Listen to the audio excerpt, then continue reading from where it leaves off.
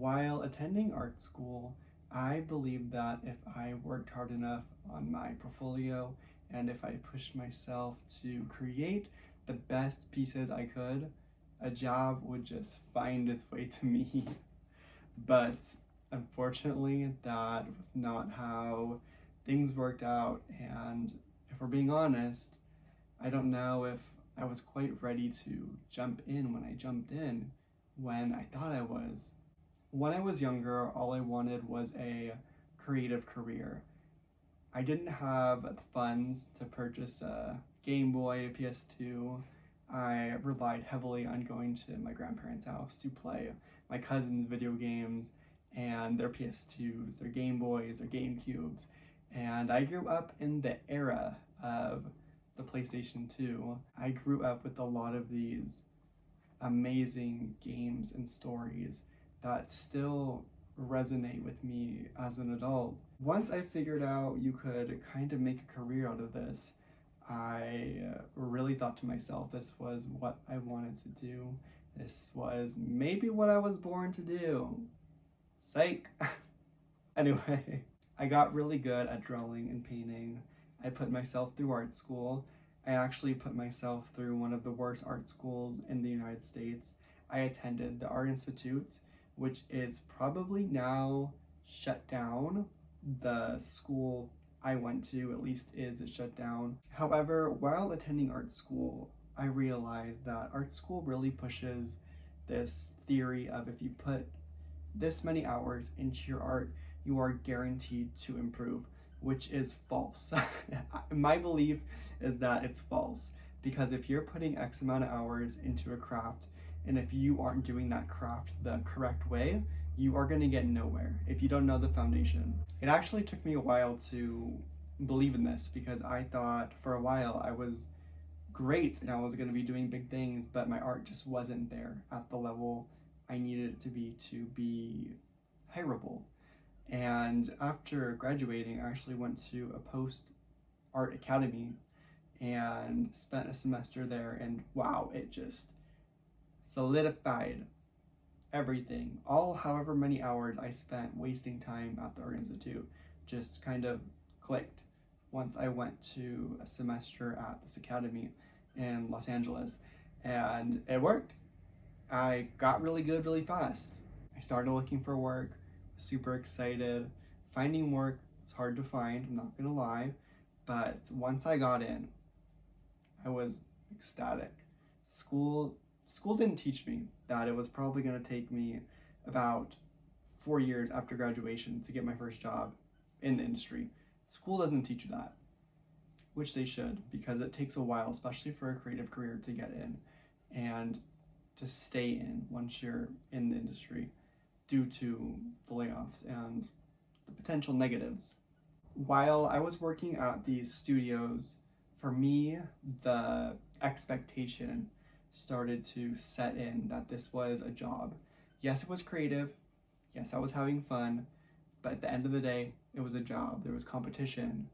There were other artists at the studio who were better than me. There were layoffs. Layoffs scared crap out of me.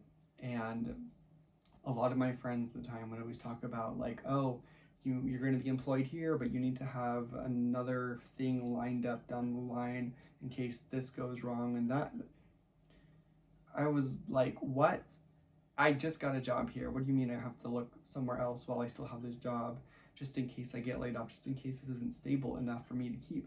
I'm trying to build a career here. I'm trying to build my life with this. How is this? Okay, this desk is squeaking and it's making me mad. How am I supposed to build this little life, this little dream I had with all of this commotion going on? I had constant pressure while working to keep on improving, which is not a bad thing, don't get me wrong. Pressure to keep improving is great if it's done in a healthy way and if it's not done in a demeaning way by your director. I've had great directors and I've had piece of crap directors. I've had directors who specifically wouldn't put me on a project because at the time my skill level wasn't there, so I was not going to be placed on that project. I would be placed on a lower skill project.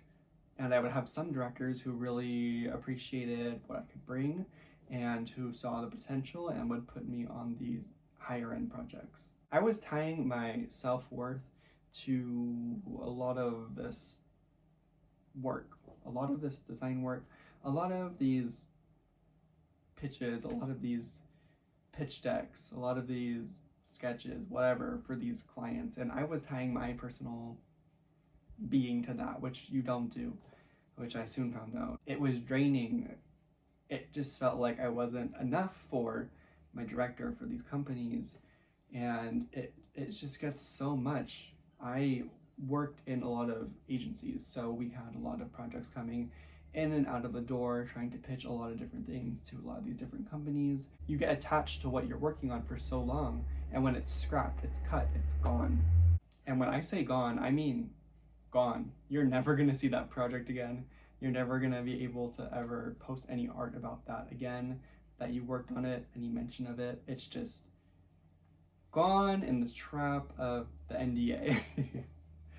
Needless to say, I still enjoy creating art despite this big transition I'm currently going through with my career.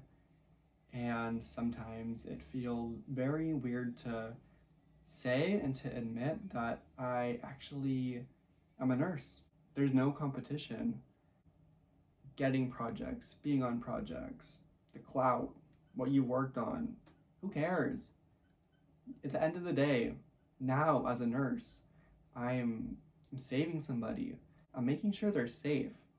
I'm making sure they're okay. I'm making sure they're comforted. I'm making sure they have what they need to heal and to recover. It's such a different world, and I'm so grateful to be a part of it. And in my heart, I'm still always a creative.